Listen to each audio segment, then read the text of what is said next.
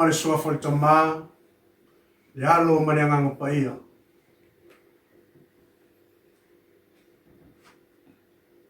mai ole lofo Iova ole fa matia I tato lo mole mavai no na lofa muti vale e fo mai I taia uma mai e tele lo fa mau o safia finga ia la le tusia wenga la le profeta Yeremia o mai ole lofo Iova ole fa matia I tato mai o na lofa tele malona fa mau e fo mai ia I le aso ma le aso ma le tai au ma le tai au te manatu e fa pena le ai ngore tua iso se tafa o nei la langi o lo e fa fonga mai ai I lunga nei ala leo po penga ftai langi e nei tai au e tatu te vi ia ma fa manui nei le alofa o le tua pe tai ai le I fa felo ia le mamanu le tatu e kale siau au yo no tafa I fia lo ia I tatu ngaluenga sister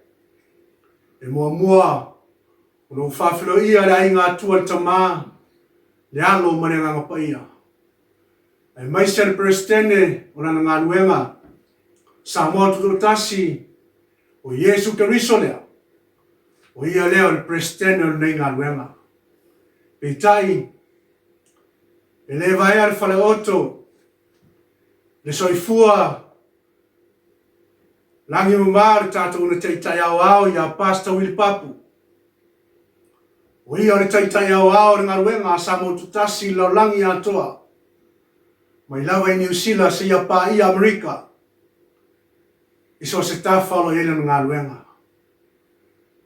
Mwani le nganga whamalo lau sunga le teitai au le nei tai au. Whamalo toa. Whamalo sui. Ngā ruenga le atua ma le whatotoa. A wale la ngaina o le whiaua le atua iso se taime e tūra iai. E mai se le whawhai le ina o nganga. Le atunu o Samoa. I ene I tātou maua le langi ma le ola e whawawau. Whatalofa whapto atu lea I lau sunga le teitai au ma le whanatua. Ia tiana ma le nofo alo. Ia ele whangano ina foi, le whainau tusi. Sunga ia pari. Ia feta maspa. Ia e mai se foi le whanatua ia lasi ma le nofo alo. Ngata foi lea te uloa le ngā ruenga wao sunga ia pasta I tualangi ata tanu wasa. Whamalo le whatotoa mo le ngā ruenga le atua. Whatalo whatu le lauto ofisa manu komiti a wao. Ma le whono wao. Ia e mai se laulau a whono le nei tai au. Le whangaloina teitai mtanga ruenga e fia mai lau I New Zealand, Amerika, Hawaii, te tui lau polo ma Salafai, Australia nei. Ia iai leanga le lei o le atua ia te utau. E tai le whangaloina ia lau whaingaluenga malolo manu malo. Sunga ia prota I vao vale le teo. Ia e mai se foi. Ia tina malolo manu malo. O whaletua lo tala whauto. Mau sina le tātou ngaluenga. Ia se yo lava isto e tamatama le tātou ngaluenga wao I so se tafalo yeila ngaluenga. Le whanganoina foi le whatama le tātou ngaluenga a wao. Le songa ia sawaina e liu. Ia iai leanga le lei o le atua. A wā le whautuina o lo e tu ai. Ia wā le tu manmanuia o ngaluenga le atua e tapuia. Le au whaingaluenga. Iso se taimi e whapena ona iai le ngaluenga mapoto le ngaluenga a Samoa iso se tafa. Moli leo le nganga whaftai nei tai au. Ia le vi inga lea ma le whamanu le whanetanga. I le atua nei tai au. Pei tai na manu o Samoa lo whafo mai. Nei upenga whtai rangi. Te manato le atao toia whamaine o teino loto o tau sa ma whainga. Ana lui tuia whatini o tau sala. Whane upolo o tau whinga o lato ta whaioi lea. Ana vi inga I le atua nei tai au. O la whapena ona saunia e lau whaipese tale nai le tātou saunenga.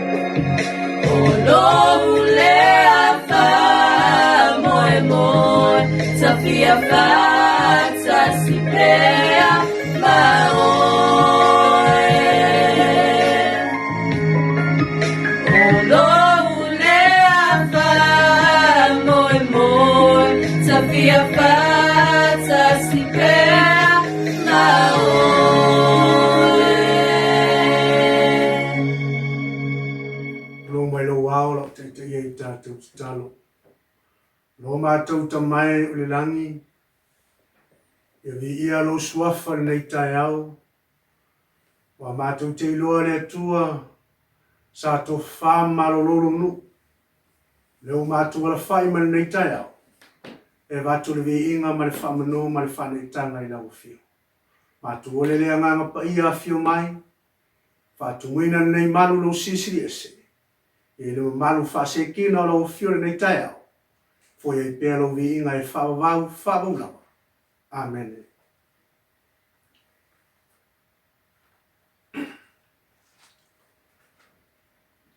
Te iloa, ngā ruenga wao sa mo tutasi nei tai au, o nei masina o whautuina, mai o le taua o le ola whapayeina. Sanctified with life. Tusi o mwete sa ne lima whekwe lusu mai tolu wha mai o le nei, ia ato atoro whapaina o tau ele ato lava, lo o tau anganga ato uma ili male loto, ato male tino, ia le matau lia ngaina ili a fio mai o lo tātua li. Taua lea wha mai ia whapaina o tau mo le atua, Be sanctified for God. Mai e loa ia ngā luenga. You are known by their works. Taua leo leo tua nei vai aso whamai ia tuina atu ia Iova o ngā luenga. Ona whamrina leo oe. Tusi o whata o tolom tau pasu leono ano na whaupe tolu. Mai e tuina atu ia Iova au ngā luenga. Ona whamria ai lea oia I iau mana tunatunga. Mai commit their works unto the Lord, and their wherefores shall be. E peitai nei tai au, e ele whi au mo I tātou, e nisi tolo le whiongo pa ia le atua, na tuina atu I le atua o lātou ngalwea, na whamanuia I le atua. O tusi whai tau mo I tātou nei tai au, e mawale le tusi salamo mo tau pisalau sumleiva, ono sumalilima ngal fitu sumalilua. Sau staimi ona e whafonga le iai a lau vai vaina mai mo I tātou nei tai au. E au mai le autu o le whiau mo I tātou nei tai au. O le whaiupo e fitu sumalitasi whaungaina. Mai o le mea ele leia iau ina o pōpua ngā ti au. Ina iau ina iau. Iau tula whono. O le tusi nei na tusia e tawita. Ina ua se o ia ilu mo le atua. Te whai tau le tusi o Samuelu. Lua Samuelu tau pa sumalitasi ma lua Samuelu tau pa sumalilua. Ina ua to ilano tawita. Ma ia whaia le angsala. I le ava uria. Ma ona talo leo tawita I nei. Whamonia whapewhea. Le whato e senga tawita. Whamai leo tawita le whaupono sumalifitu. Ma ia o lei pōpua ngā ti au. Lau se au le nei. Wau tausi I lau fionga. Mai leo whaupule e fitu sumalitasi. Mai o le melele ia iau. Ina wa pōpua ngā tia. Ina wa o ina iau. I iau tula whanu. O leo tua le whiau mo I tātou nei tai au. Mai o pōpua ngā na te whalatalata oe I le atua. My suffering brings us closer to God. O le tau o pōpua ngā na te whalatalata oe I le atua. O pōpua ngā o se tasi leo whaiaonga. I lau soifua ma lo wola. Te lolo tātou iai I le taimi o angi o whaamai ma le pesi o pōpua ngā ma whaafitauli. I so se tafa lo langi o tātou vai atu I le vevesi ma whaafitauli o lo iai ma pōpua ngā. Ta ua la lau tū mo I tātou nei taia. Mai o pōpua ngā na te whalatalata oe I le atua. Mai lau tusi leo lua koronito. I lolo mtau pe whaa. A lolo wheu pe vanu. Mai o pōpua ngā tia I mātou I mea uma. Ai le whātua tuwaleina. O whememea I. Ai le matua whememea.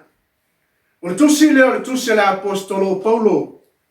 Le tusi ai I ona tangata pa lau paia I koronito po le ekalesia I koronito. E whamalosi ai. Le tusi le na malanga no lua mai Macedonia. O sila fia foi o malanga mua le apostolo na malanga I atu Galatia. Whasolo atu ai Antioka. Al malanga no lua fa mai malanga le Macedonia. Al malanga no tolu. O malanga le atu Asia ma whaasolo atu I Efeso. O malanga le alo na lua le apostolo I Macedonia na tusia mai I Macedonia. To tele niso tangata whaitau tuspaia fa mai na tusia mai Jerusalema. O Efeso na tusia mai Roma na whaipuipui. Al malanga le apostolo na tusia mai Macedonia. O la malanga le malanga I tangata le Sila. La apostolo Paulo ma tangata leo sila. O mai ona ngai atu le Korinto ma Tesalonia ma Filipi. Mena la to mau ai tangata le swafa ya Suliano ma Timoteo. Fa malo I fa befe. Vai tau tusi mo mua lo Korinto ma tau mo mua la mai en talan na. Ma tusi o ngaluenga lo tau po smuleono. Le malanga le apostolo o Paulo ma Sila. Ma ia whamalosi ai I leo paia I Koronito. Taua le fa mai fa mtalanga la apostolo fa mai o popo ngatia I mato I mea uma. Ai le fa tu valenga. O fe meme ai le matua fe meme ai. Fa tuina le fa mo tato nei ta fa mai o popo nga na te fala talata I tato I le tua. E lua I toi ngata le taimi o tato iai. Au te mna te vai tau tusi le o lua kornito long tau pe fa. Alono feu pei vai fa ngata feu po sumaritasi. A fa mo se o tato va ai lunga screen. O sawaina ai le tu la foina. O la fo tuina ila. Ai le fano. O lo tau ave le tino e le au noa le fasio tio le lio Yesu. Ina ia falia foi le soifua Yesu. Yo matou tino. A walo matou ne yola. Wa tuina tu pea lava yoti. Ono Yesu. Ina ia falia foi le soifua Yesu. Yo matou tino a mawale. O tusi le al famalosi le apostolo. Na famalosi atua I tangata. Le ngata I Makedonia au Filipi au lava I Tesalonia. O mai le apostolo Paulo nei. O mai awa o lo matou puapua ngama masangia ma le mawawai. E tupu mai mo I matou le manuia ma mafa. Se mai same. O siri nei tai au wha mata au angi wha mai. Ma tatu iai nei lockdown. Wha mata o vea ia taimi wi ngā soifanga wele au au nei le atua le tai au I lau leo tai au taulanga afiafi. Po asolulu ma sapati. Wha moe I tanto e satan. A taua mo I tanto nei tai au wha mai le apostolo Paulo. O puapua ngā e whalatalata I tanto I le atua. Taua le mo I tanto nei tula tai au. E lua I tua I ngā tangata. I taimi o tato iai o puapua ngā. Mai o le tangata mua e tu mau I taimi o puapua ngā. Ma le tangata lulua. O le tangata e alu ese ma le atua I taimi o puapua ngā. Pa mata o iai tato I whamai. Ma tato iai puapua ngā ma whawhitau le lola. Pa mata o alu ese ma le atua. Mangalo I ato e le atua I taimi o taulanga afiafi. O le tae au. O asolulu ma sampati I tato te auna I le atua. Taua lea. O mai le apostolo Paulo o puapua ngā ma masangia. Ma le mawawai. E tupu mai mo I tato le manuia ma mafa. Tusio apostolo Paulo ya Korinto e fave po sumale ono ma le fai po sumale fitu. Mai o le mea lea mātou te le fa vai ai. A wai tau na umalo mātou tangata I fafo. Ua whawhawina le tonu I le aso ma le aso. Ua whawhitauli o amatangi angi o a whama.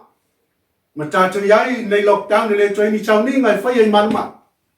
A wole taimi e yose I lau tāpua inga I asolulu ma sampati. O le tai au o le afiafi I tono o lo wai. Le ia tātou I lo ai le atua o lo soifua I whauwa. O mai leo Paulo a walo mātou puapua ngā ma masangia ma le mawawai. E tupu mai mai mātou le manui mo mafa.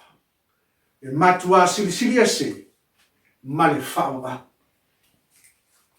O taua o mai Paulo le tino nei oti. A o tātou wola e whawhawina mai e le atua e hui lawa le taunua uma le tangata I whafo. A o tangata I tonu wha mai e whawhawina pia I le aso ma le aso. Taua le mo I tau te whai tau tusi le o lua Samuel un tau po sumatasi. A o lona whai upu e sumare whanga le whai po sumare lima. Mai wao le tae ao le tusi ai le tawita le tusi ai o apo. Ua vatu e ave ia uria. O le tusi ai le tusi ua whapea. E tuatu ia uria. E tauia le taua. E tau tu muni mai I a tau. Ina ia whasia o ia I oti ai. O le ngasala lea le tangata leo tawita. No mafuaina whato e silumo le tua. Le tusi o salamo lea salau suiva. Peu peono lima angal fitu sumulilo. Ina ua Iloa e tawita la nang salafa mai ona tuina atu leo le tusi e ave le tangata leo uria. Ina ia mua ure le tau ina ioti ai. Ai manao e ave le ava uria ma fai manava. Nanga sala lea a Tavita. Na mafana tusia e Tavita le salamo lea se lau sumleiva. Mai lor famtalanga a Tavita inei. Il fai upuna e fitu sfutasi il futu susala.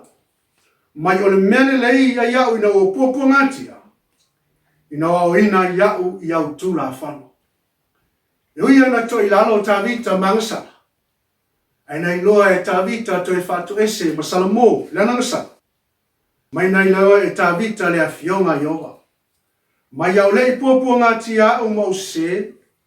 Au lei nei wau tausi I lau fionga.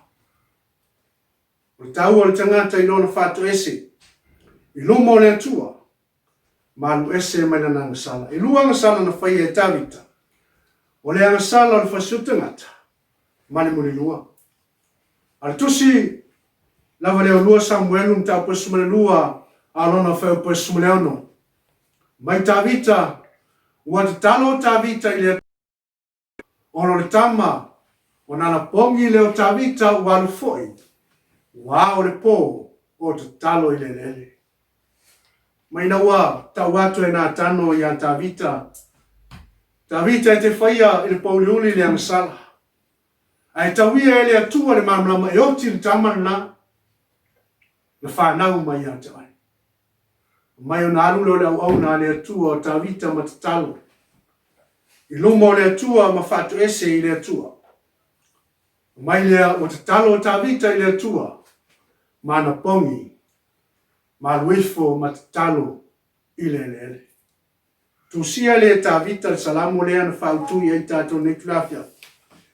Mai o le menele a iau ina o popo ngatia. Ina wao ina ia. I iau tula whara. Uina se Tavita ina ilo fatu ese ilu mo le atua. Ma toi foi I la fionga le atua le ana pongi ma tatalo. Ma ia toa tulia ilu mo le atua ma ilo alantata. Ma fatu ese a ilo na atua. Ma tau ala mo I tato nei tai au.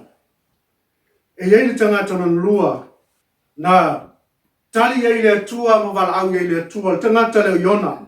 Te whai tau tusa Iona. Long tau mua. Alona whai mua le tonu. Na wala wina Iona. Alu e ave le whiau I Nineva. Ona wo o mai le lato wang sala I lumo Iova. Ma lato wa miolea. O mai na wina atu leo Iona. Ele atua Iona e ave le whiau I Nineva. E taina sola Iona.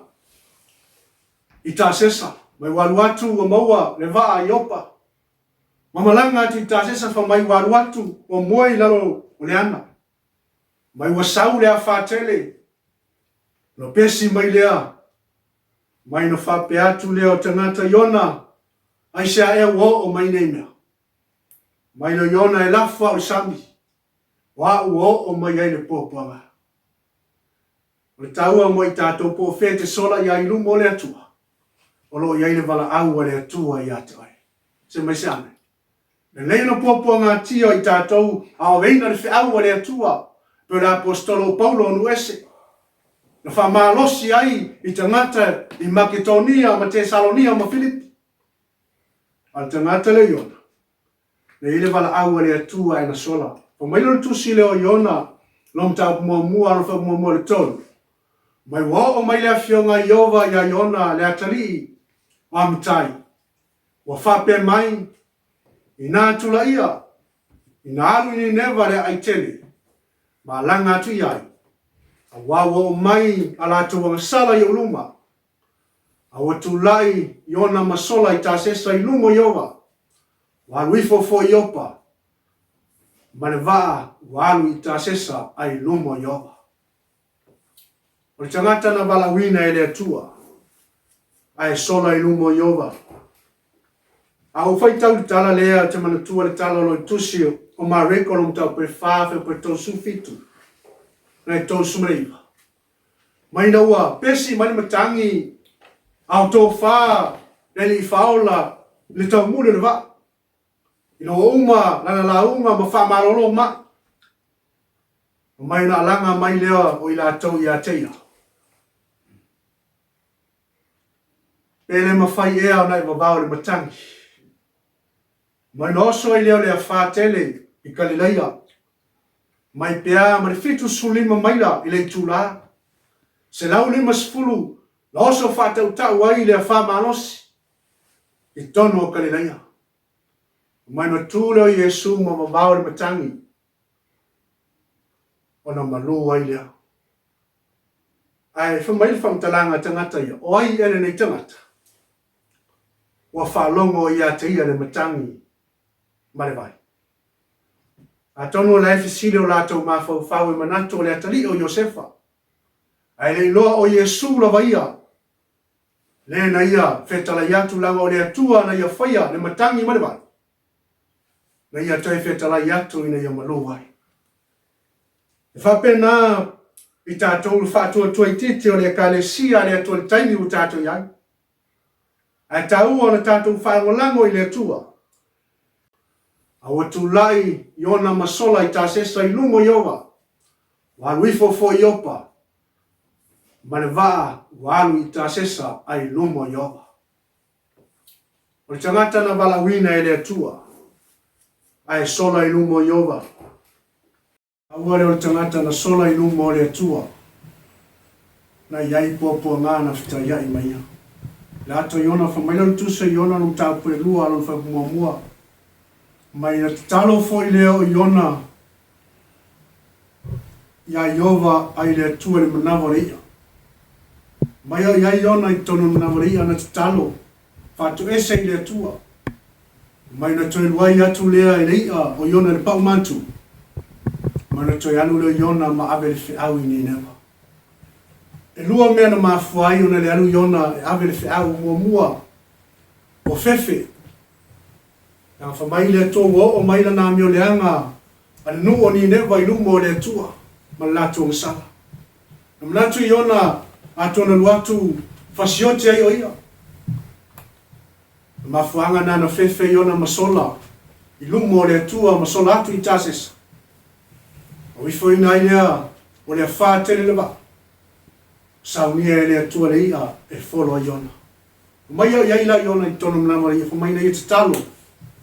I le atua. Mai le tusi lea mo mua pe telong tau pe whaafe pe sumale lima mai sumale ono. Mai awa fo'i ne i ala o na whaatinga ina so utau. Ina ua whasio tangata. Pe ngaoi pe amiolea. Pe ina ua asiasi fua i mea istangata. Ai a whai e whaatinga ina setasi. Awa oia o le kerisia. Awa le maasiasia i oia. Ai avivi i atu i le atua ona o lea lama mea. E whamai le apostolo Paulo nuese mai i aliliu atu le Pauliuli le maramlama. Ma le tusi nao ngā luenga lua suolo whau pasuma le valu whamai turn from the darkness to the light. E whamai le apostolo Paulo le tusi o Kolose tolu whau mua mai sa ili me lunga o yeke riso lo tātou atua. Mai si those things which are above. Utawala mo i tātou nei taia. Ia tātou waai le atua, ai oa i tātou te sola. Leanga ao o na tātou iai i pōpua ngā, ma tātou sola i pōpua ngā pele atu iona. Ma whawhitau. Na le ia te i tātou leo whamianga mai le atua. Mai le tusi leo Peteru, mai awa foi e iala na whātinga ina so utau. Ina o whasio tangata pengoi. Le amiolea. Peno wasa si fua i mea istangata. Ai a whai e whātinga i nei setasi. A wā o ia o kerisiano. Awa le maasiase i oia. Ai a wiwi iatu i le atua ona o lea lawa mea. Ta ua le mo i tātou le tū mau i le atua. E tangata na tū mau i le atua na iloa i le atua na ngā ruenga. Mai le tala le ia Iosefa le tuso kenese. Mai le kenese lang tau pai tolu sumleiva whau pai luas fulu ma luas sumletasi. I tangata le swafa ia Iosefa whamai o iai tonu o le moto le tupu. Le taitai au e whawhiao le tupu. O mai leo na tamo whailo na lava e whao soso i a te ia. O mai lea o le whamtalanga o na tamo atuai leo le tupu ma ave ia Iosefa le whalepui. Ma le whau pui lua sifunu, ma le whau pui lua sumaritasi, fa mai watango atu no nā li ia Iosefa, wa tuu ia te ia le whalepui. O le mea wa fusifusi ai o ia, ma fusifusia le tupu. Mai sa iai o ia le whalepui. Mai sa iai Iosefa Iowa, wa lofa fo ia te ia, wa whatu puina le lofa, i le ali e pule le whalepui ia te ia. Mai o iai Iosefa le whalepui. Na lofa ina le pule le whalepui. Langa tinana i pōpua ngana o ia Iosefa, aina ilo Iosefa na matau i le atua. Ma le tuso kenese, whasumaritasi whamai se a ea, se mea leanga o ufaya. E whapewhea no ufaya nei mea leanga i lumba. O lo matai ma oe. Mai le whamtalanga al whewpe whasumaritasi whamana whai mai i leo wharao ia Iosefa whauta mai. Wa utu watu ia te oe le pule le uma, ai kupitu. Ona to ese i le wharao o na mama i lona lima. Awa tu mai le lima o Iosefa. Wana wha ofu fo i ate ia. I ofu wawai. Wa wha soa fo i le filifili au. I lona ua. Mai tō fia lea o Iosefa e vea mapare mia.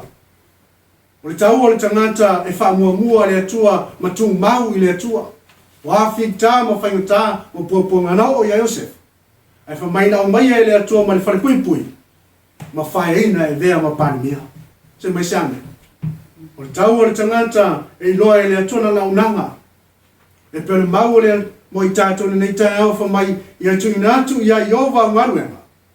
O na whamanuia mai le oia i au mana tunatunga. O tau ala mo i tātou te au nei, e taita ina e le atua le tangata, o no sai i pōpua ngā.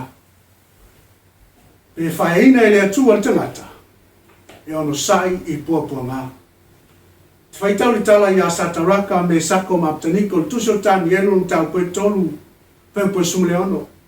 Mai na ua, awina atu, ia tau ni lea nei, i lo mo le tupu, o whaile tu la whono, e tasi le tupua ifo i ai, i leise isi atua. Ai wha maile, tali ala wali lea mātou te le ifo lava, i le nā tupua, na whaia e ole tupu, awa iai le atua lo soi fole langi, mātou te ifo i ai. O maile le tusi leo tani enu mta a, e tolu wheu pue sumile ono, il whamtalanga, le tali atu ala wali lea, mai e le mawhai o na mātou ifo, i se tasi atua, wa nao le atua lo soi fole langi, mātou te ifo i ai. O tangata no nua, o tangata e swafa i a tani enu, te whaitau tusi o tani enu mtau pe ono, ano na wheu pue sifuru, na i sumale nua. Mai na ua, iai tani enu le tonu le mauta le tupu.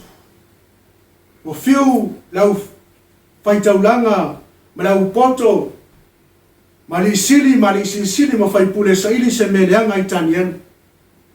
Na lātou sa ili lea i nona atua. Ma lātou atu lea i lumo le tupu mwhape atu. Nebukanesa, e pau ale mea tātou te maua ai tani enu, o lo nā atua o lo ifo iai. Ai a whaia se tusi, ma whaia se whengai, ma se wabao. I aua ne ifo se tasi atua taulawa oe, le atua e ifo iai. Maino atu leo la wali le ma tusi a tani enu, ma tusi le tusi ilo mo le tupu. Mai wai loa e tani enu, o na sua ilo le whaamalama o tani enu ma fo i whaataulu, i le tae au le uli ma le afiafi, ma te talo ilo na atua. Mai le tusi leo tani enu tau pe ono, ano na wheu pes fulo ngai wheu pes mele lua. Mai wai loa e tani enu a tusi le tusi, na alu atu wai le oia ilo na whare, wawa noa whaamalama lona potu, e whaasanga Yerusalema. Wa tai fo i whaatonu le aso na tō tuli oia i o le tuli vai, ma te talo, ma whawhitai lumo lo nātua, whapeo na māsani ai oia. Mai una lofia ne ai lea oia tangata, wa maua tani elu o lo te talo, ma whātou ngātu i lumo lo nātua. Mai u fiu tangata ia, ale isili ma whaipule mari sisi, e saili se mea e le anga i Tanielu. Mai na wina atu leo Tanielu matongi lua o leona. Mai leo whamtalanga ale tupu Tanielu wa mawhai e la watua ona whasawina oe mai le ngutu o leona. Mai leo Tanielu ia soifua o le tupu e whakavau. Awa wina mai e le atua o le langi. O angelu o pupuni ai ngutu o leona. O le a whaina ia. Te me se amene nei tai. O le tau o le tangata e loa le atua i taimi o pōpuanga. O hawha fi tau li pēpesi matangi te ilolo alanga ina le whiau le tātu te tau. O lo whai upu i tangata. E sa pati po le asa. Alala utali nei tai au pe a whai e o maia ma whamsinina oi. E pe o le ata o Tanielu. Ma sa taraka me sako ngā taniko. Ma tau te le ifo la wai seisi atua. Na oe le atua lo soi fuerela. Ma tau te ifo iai. O le tau ala, ono sai pōpua ngā. Ma le tusi o loma lam tau pe lima. A lona whau pe tolu e lima. O mai e le ngata fo i lea. A watatou mita fo i pōpua ngā. Ina watatou i loa pōpua ngā e tupo e nosa. O le ono sai e tupo le mautinoa. O le mautinoa fo i e tupo ai le whamoe moe. O le whamoe moe fo i le mā. A wawa whamalingi mai e le atua. I o tātou loto le angpaia. O a fo na mai i a te i tātou. O le taua, o le tātou no sai i taimi o pōpua ngā. Pe o le autua le whiau mo i tātou ne tula fiafi. Le taia. O mai o pōpua ngā e whalatalata i tātou i le atua.